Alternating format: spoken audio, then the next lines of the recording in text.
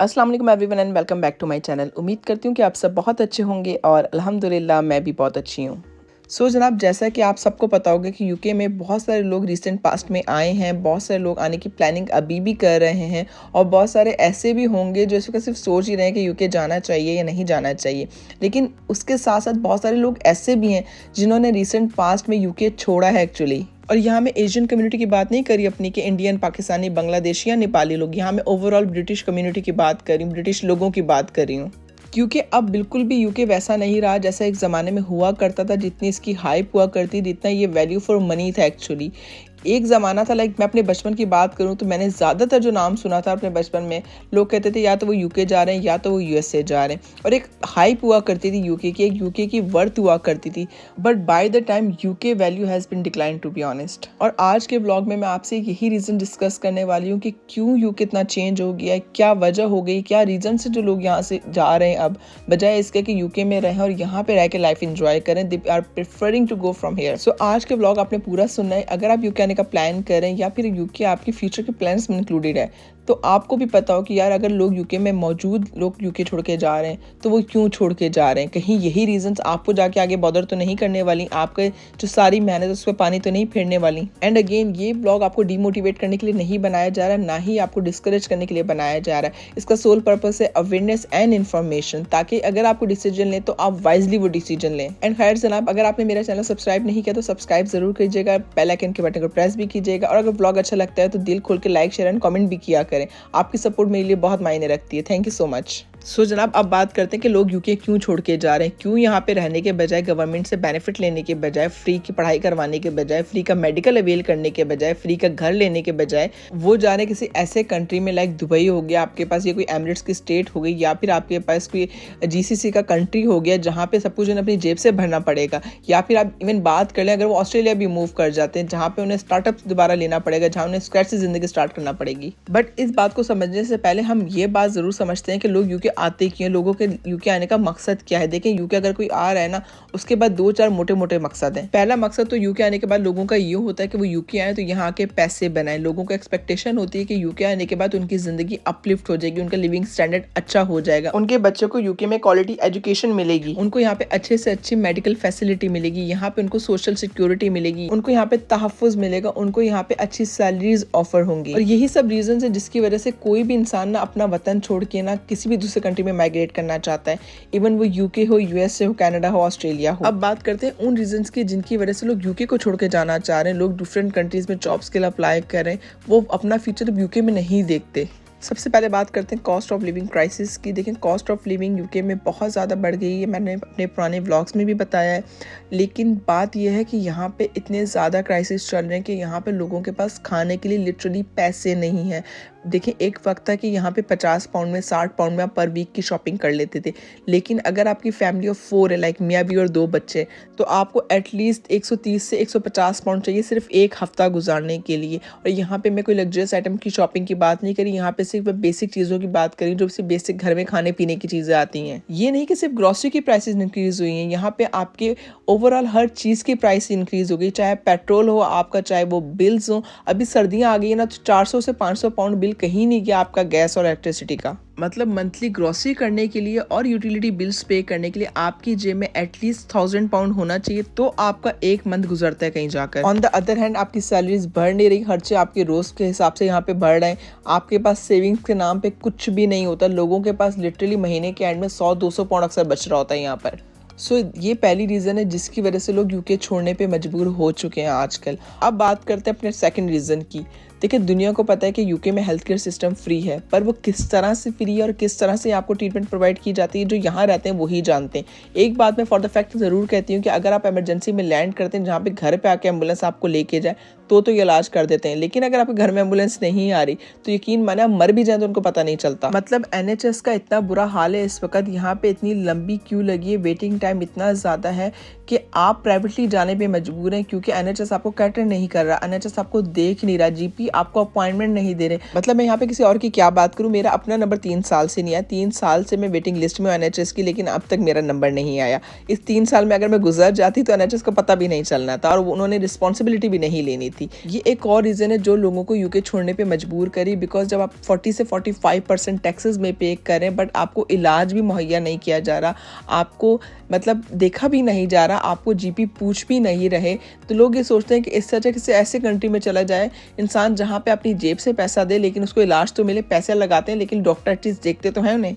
अब बात करते हैं अपने अगले रीजन की, which is rents and mortgages. UK में इस वक्त सीवियर रेंटल क्राइसिस चल रहे हैं। यूके में पहली बात है अकोमोडेशन अवेलेबल नहीं है, और जो अकोमोडेशन अवेलेबल है वो भी इतनी ज़्यादा एक्सपेंसिव है कि वो आम बंदे की ना बजट से बाहर हो जाती है। अगर मैं मैनचेस्टर की ही बात करती हूँ और यहाँ पे अगर 2 बेडरूम आपने हाउस लेना है तो आपके पास 1000 प्लस होना चाहिए, तो जाके आप यहाँ पे 2 बेडरूम अकोमोडेशन सिक्योर कर सकते हैं। यहाँ मैं लंदन की बात इसलिए नहीं करी क्योंकि देखिए लंदन वैसे ही बहुत ज़्यादा एक्सपेंसिव है, जहाँ पे 1000 की या 1500 की, अब तो 2000 में भी चीज़ मिलना आपको बहुत मुश्किल हो गई है। इमेजिन कर सकते हैं कि इस वक्त एक इंसान यहाँ पे कैसे सरवाइव कर रहा होगा, जहाँ पे उसने 1000 पाउंड अपने बिल्स का और ग्रोसरीज का निकालना है, 1000 पाउंड रेंट का निकालना है, अगर उसके पास कार है तो कार की इंश्योरेंस निकालनी है, रोड टैक्स निकालना है, कार है तो कार जाहिर सी बात है पेट्रोल से चलनी है या डीजल से चलनी है तो उसने उसमें वो भी डलवाना है। इसके अलावा उसने अपना काउंसिल टैक्स भी पे करना है, उसके अलावा उसने मोबाइल बिल्स भी पे करने, और इसके अलावा हज़ारों छोटे छोटे खर्चे हो जाते हैं। At the end of the day आप हैंड टू माउथ होते हैं यहाँ पर, और सैलरी उसकी वही 2800 या 3000 पाउंड आफ्टर टैक्स। और ऑन द अदर हैंड आपके पास इंटरेस्ट रेट इतना ज़्यादा हाई हो चुका है कि लोगों के लिए मॉर्गेज पे करना मुश्किल तरीन हो चुका है।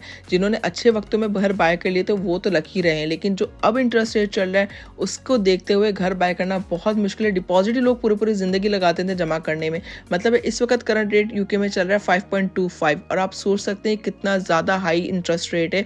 मतलब एक ज़माना था कि यहाँ पे 1% 1.2 नॉर्मल हुआ करता था इंटरेस्ट, और सालों सालों वही रहता था, जबकि अब इंटरेस्ट रेट हर साल के हिसाब से इंक्रीज हो रहा है यहाँ पर, जो कि इम्पॉसिबल कर रहा है कि लोगों के लिए अपना घर बाय कर सके अंटिल दोनों में अभी भी काम ना करते हो यहाँ पर। ये भी एक रीज़न है जो लोग यूके छोड़ के जा रहे हैं और यहाँ पे अब जिनकी प्रॉपर्टीज थी वो प्रॉपर्टीज बेच के जा रहे हैं, या तो बैक होम जाके घर बाय कर रहे हैं या दूसरे कंट्रीज में इन्वेस्ट कर रहे हैं जहाँ पे वो चीपर प्राइस पे ना कोई फ्लैट ले लेते हैं या फिर कोई छोटा सा घर ले लेते हैं। अब बात करते हैं अपने नेक्स्ट एक्सपेंस की, जो कि यूके में ओवर द टाइम बहुत ज़्यादा इंक्रीज हो चुका है। Dates a child care expense. UK के अंदर चाइल्ड केयर बहुत ज़्यादा एक्सपेंसिव है। अगर दोनों मियाँ बीवी जॉब करते हैं और बच्चों को डे केयर में डालना चाहते हैं फुल टाइम, तो आपको कम से कम 1300 पाउंड 1400 पाउंड अपनी जेब में रखना है फुल टाइम, अगर बच्चे को आप डे केयर भेजना चाहते हैं। अगर आपका बच्चा अंडर 3 है या अगर आपका बच्चा 3 से अबव भी है तो वो फुल टाइम नर्सरी नहीं स्टार्ट कर पाता, वो 30 आवर्स जा रहा होता है। उसके अलावा आपको फिर भी डे केयर में डालना पड़ता है अपने बच्चे को, जिसके आपको एक्सपेंस खुद से बेयर करना पड़ते हैं। मतलब अगर आप दोनों मिलके भी मियाँ बीवी जॉब कर रहे हैं, उसमें से अगर आप 1300 पाउंड या 1400 पाउंड चाइल्ड केयर पे निकाल रहे हैं तो आपके पास एक बंदे की सैलरी आधे से ज़्यादा ना सिर्फ चाइल्ड केयर में चली जाती है। तो मतलब आप सोच सकते हैं कि जिस इंसान ने रेंट्स भी निकालने हैं, जिसने ग्रॉसरी भी पे करनी है, जिसने बिल्स भी पे करने हैं, जिसने काउंसिल टैक्स भी पे करना है, अगर उसको यहाँ पे चाइल्ड केयर के लिए भी इतना ज़्यादा पे करना पड़े तो एंड में वो क्या बचाएगा, किस पे वो सर्वाइव करेगा, कैसे वो अपने घर का डिपॉजिट भी जोड़ेगा कभी। सो इवेंचुअली वर्किंग क्लास को यहाँ पे ऐसा कोई फ़ायदा नहीं होता। 40% टैक्सेस में चला जाता है, बाकी आपके डिफरेंट एक्सपेंसेस में चला जाता है, और at the end of the month आपके पास कुछ ऐसा नहीं बचता। अब बात करते हैं अपने नेक्स्ट पॉइंट के ऊपर, which is instability in UK government. UK में इस वक्त सीवियर किस्म की पॉलिटिकल इनस्टेबिलिटी चल रही है। मुल्क के अंदर रिसेशन है, मुल्क की इकोनॉमी डाउनफॉल पर है, मतलब बिल्कुल कोलैप्स हो रही है। इस वक्त रिसेशन बेइंतहा आ चुका है, लेकिन गवर्नमेंट कुछ नहीं कर पा रही इन सब चीजों को हैंडल करने के लिए, बल्कि गवर्नमेंट के अपने ही आपस के झगड़े नहीं खत्म हो रहे। मतलब हमने कुछ अरसे के दरमियान डिफरेंट प्राइम मिनिस्टर को आते जाते दिखा है, डिफरेंट होम सेक्रेटरीज को आते जाते देख लिया है। अजीब, हर चौथे दिन एक नई पॉलिसी ले आते हैं, हर चौथे दिन एक नया रूल लेके आ जाते हैं, जिससे ना सिर्फ यहाँ के रहने वाले परेशान है बल्कि जो यहाँ पे आना चाहते हैं वो भी बेचारे कंफ्यूज हैं कि यार यहाँ पे आए ना आए, करें या ना करें इस मुल्क के लिए इमिग्रेशन अप्लाई। लोगों का ना टोटली जो फेथ है ना गवर्नमेंट पे से वो उठ चुका है। गवर्नमेंट को यहाँ पे जो लोकल लोग हैं वो इतना हेट करते हैं जिसकी कोई हद नहीं है। इनका बस ही चलता है कि सबको उठा के जाके पार्लियामेंट से बाहर फेंका है। सो यूके की पॉलिटिकल कंडीशन इस वक्त काफी ज्यादा ना मिजरेबल है, और ये एक और रीजन है जिसकी वजह से लोग ना यहाँ से माइग्रेट कर रहे हैं, यहाँ से जा रहे हैं।